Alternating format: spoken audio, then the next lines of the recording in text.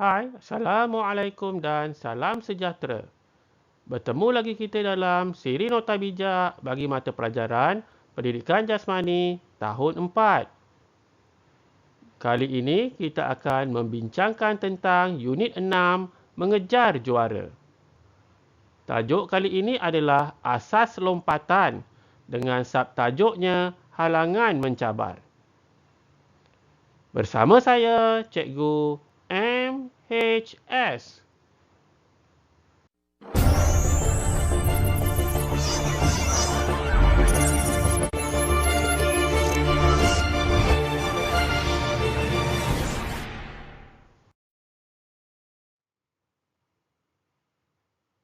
Standard kandungan kita pada kali ini adalah 1.10.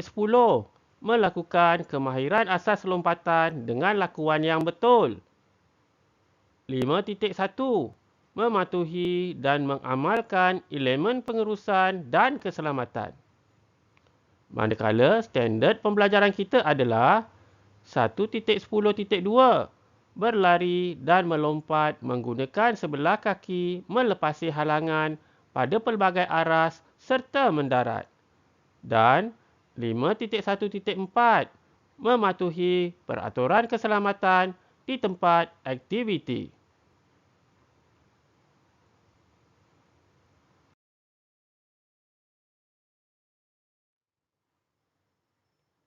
Perbincangan kita kali ini akan merujuk halaman 40 dan 41 buku teks Pendidikan Jasmani dan Pendidikan Kesihatan tahun 4. Mari kita baca bersama-sama apakah yang tertulis di halaman 40 buku teks kamu. Melompat menggunakan sebelah kaki untuk melepasi halangan pada pelbagai aras dan mendarat memerlukan kemahiran asas seperti melonjak dan melayangkan badan. Farish, Zafran dan rakan-rakan sedang mencuba pelbagai gaya lompatan untuk melepasi halangan dan mendarat dengan selamat. Berdasarkan penyataan yang telah kita baca tadi, fokus perbincangan kita pada kali ini adalah mengenai bagaimana murid seharusnya melompat menggunakan sebelah kaki melepasi halangan pada pelbagai aras serta mendarat. Dan kita juga akan mendalami tentang peraturan keselamatan di tempat aktiviti acara lompat tinggi.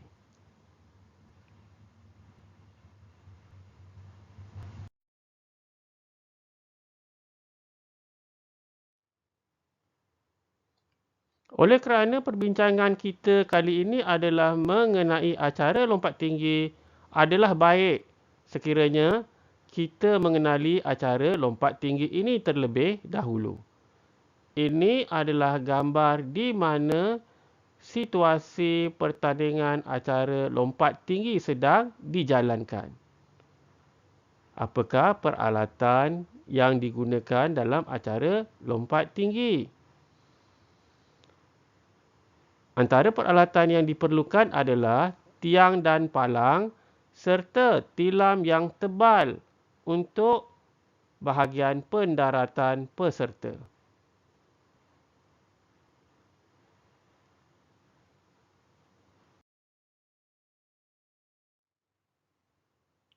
Seterusnya, cikgu akan menerangkan tentang bagaimana murid seharusnya mendarat pada ketika mereka melompat melepasi halangan yang rendah dan bagaimana mereka seharusnya mendarat ketika melompat melepasi halangan yang tinggi. Sebagai permulaan, kita rujuk terlebih dahulu gambar yang terdapat di halaman 40 buku teks kamu. Pada gambar ini, kelihatan sekumpulan murid sedang berlatih untuk melompat melepasi halangan yang rendah. Cikgu akan menerangkan secara terperinci bagaimana proses melompat dan proses mendarat halangan yang rendah. Yang pertama, murid seharusnya memulakan larian dari sudut kiri atau kanan mengikut keselesaan. Lari pantas untuk mendapatkan momentum sudut lompatan. Melompat dengan mengangkat kaki hadapan diikuti dengan kaki sebelah lagi. Pada ketika ini, murid akan mendarat dengan menggunakan sebelah kaki. Sambil itu, cuba lihat apakah panduan atau tips yang diberi oleh guru perempuan yang berada di tempat aktiviti tersebut. Mendarat dengan menggunakan sebelah kaki apabila melompat melepasi halangan yang rendah. Ya, ada perbezaan ketika murid mendarat ketika melompat. Sama ada melompat melepasi halangan yang rendah atau melompat melepasi halangan yang tinggi. Pada gambar ini, murid seharusnya mendarat menggunakan sebelah kaki kerana mereka melompat melepasi halangan yang rendah. Seterusnya nanti kita akan lihat pula bagaimana murid seharusnya mendarat melepasi halangan yang tinggi.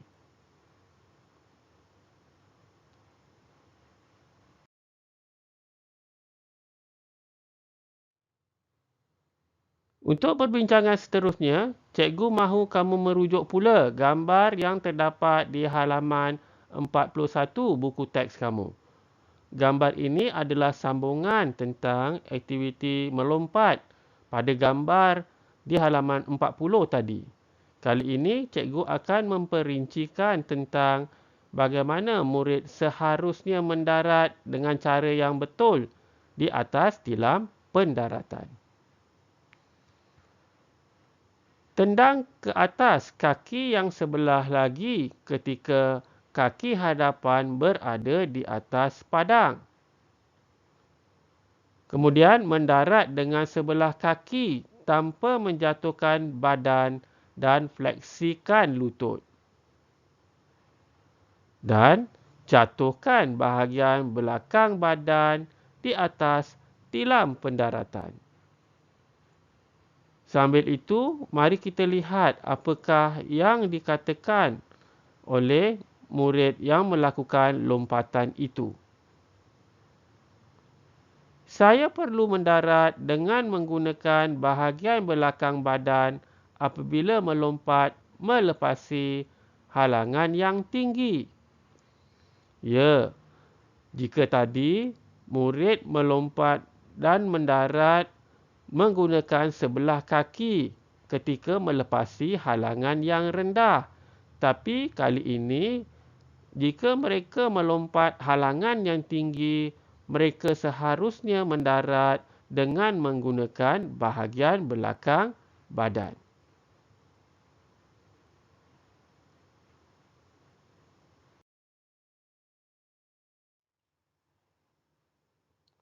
Satu lagi yang cikgu mahu kamu fokus ialah tentang panduan keselamatan, di mana di buku teks kamu di halaman 41 ada terdapat satu notis mengenai panduan keselamatan. Apa dia yang ditulis di situ? Pastikan tilam pendaratan berkeadaan baik dan selamat untuk aktiviti ini. Untuk menjalankan aktiviti lompat tinggi, pastikan peralatannya lengkap dan selamat, terutama tilam pendaratan. Tilam pendaratan perlu tebal dan lembut supaya tiada kecederaan berlaku kepada murid-murid yang menyertai acara lompat tinggi. Selain daripada mengenai tilam pendaratan, ada beberapa lagi panduan keselamatan yang seharusnya dipatuhi oleh murid-murid yang menyertai acara lompat tinggi. Apakah dia? Mari kita lihat satu persatu. Pastikan kawasan melakukan aktiviti berada dalam keadaan selamat. Yang kedua, Pastikan semua alatan selamat untuk digunakan. Tadi cikgu ada menerangkan tentang peralatan lompat tinggi, antaranya tiang dan palang serta tilam yang tebal untuk pendaratan. Seterusnya, sebelum melakukan lompatan, pastikan tiada sesiapa di kawasan lompatan untuk mengelakkan kemalangan. Seharusnya ada pengawas yang bertugas di sekeliling kawasan acara lompat tinggi ini kerana untuk menghalang murid daripada lalu lalang di kawasan itu sewaktu peserta-peserta membuat lompatan ke tempat yang disediakan. Yang seterusnya, simpan alatan yang digunakan di tempat yang disediakan. Dan yang terakhir, paling penting sekali, aktiviti ini mesti dijalankan dengan pengawasan guru. Jadi ini adalah panduan keselamatan yang seharusnya diikuti oleh peserta-peserta yang mengambil bahagian dalam acara lompat tinggi.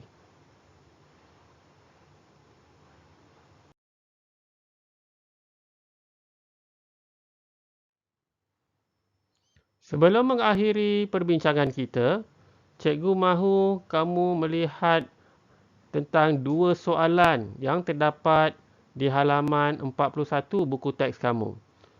Kita akan membincangkan dan cuba menjawab kedua-dua soalan. Yang pertama, soalan yang terdapat di bahagian cabar minda. Mari kita baca bersama-sama soalannya.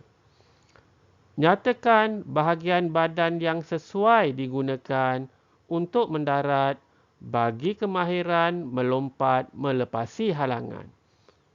Apakah jawapannya? Jika kamu masih ingat lagi, tadi cikgu ada menerangkan tentang bagaimana murid seharusnya mendarat melepasi halangan yang rendah dan halangan yang tinggi. Jadi, mari kita lihat jawapannya bersama-sama. Sewaktu murid melompat melepasi halangan, terdapat dua cara yang sesuai untuk mendarat. Yang pertama, sekiranya murid melompat melepasi halangan yang rendah, maka mereka seharusnya mendarat menggunakan sebelah kaki. Dan sekiranya murid melompat melepasi halangan yang tinggi, maka mereka seharusnya mendarat dengan menggunakan belakang badan. Jadi, sebenarnya terdapat dua cara yang boleh digunakan oleh murid untuk mendarat berdasarkan ketinggian halangan yang disediakan. Sekarang kita lihat pula soalan yang terdapat di bahagian pengayaan. Nyatakan gaya lompatan melepasi halangan pada pelbagai aras yang kamu tahu. Mungkin ada sebahagian kamu yang tahu dan mungkin ada sebahagian yang tidak tahu. Tidak mengapa.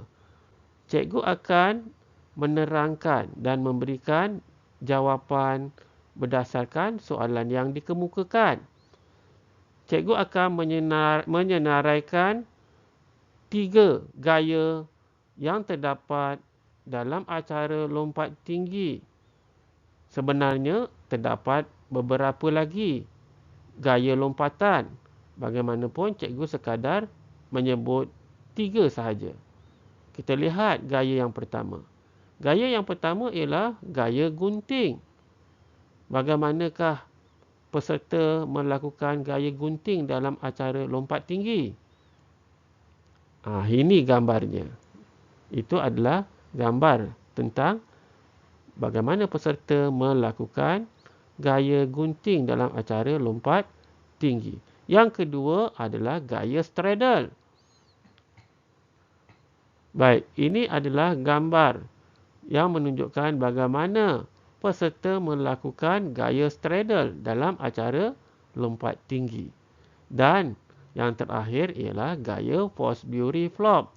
Ini adalah gaya yang paling terkenal dan digunakan secara meluas oleh peserta-peserta lompat tinggi sekarang.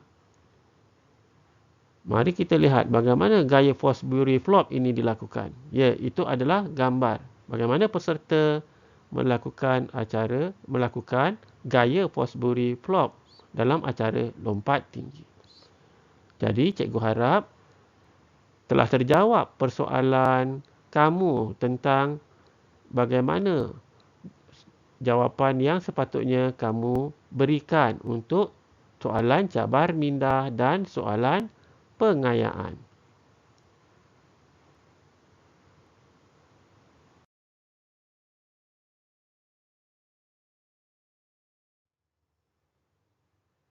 Alhamdulillah, selesailah sudah perbincangan kita mengenai acara lompat tinggi dalam tajuk halangan mencabar.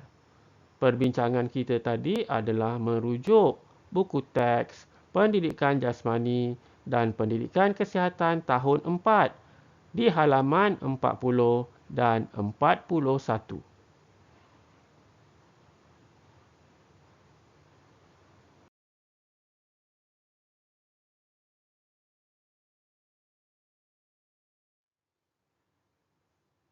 Semoga apa yang disampaikan tadi akan memberi manfaat kepada anda semua. Seperti biasa, jangan lupa like video ini dan subscribe My Sana Sini channel. Bahan menarik, murid tertarik, pasti hasilnya terbaik. Bertemu lagi kita pada masa akan datang. Sekian, terima kasih.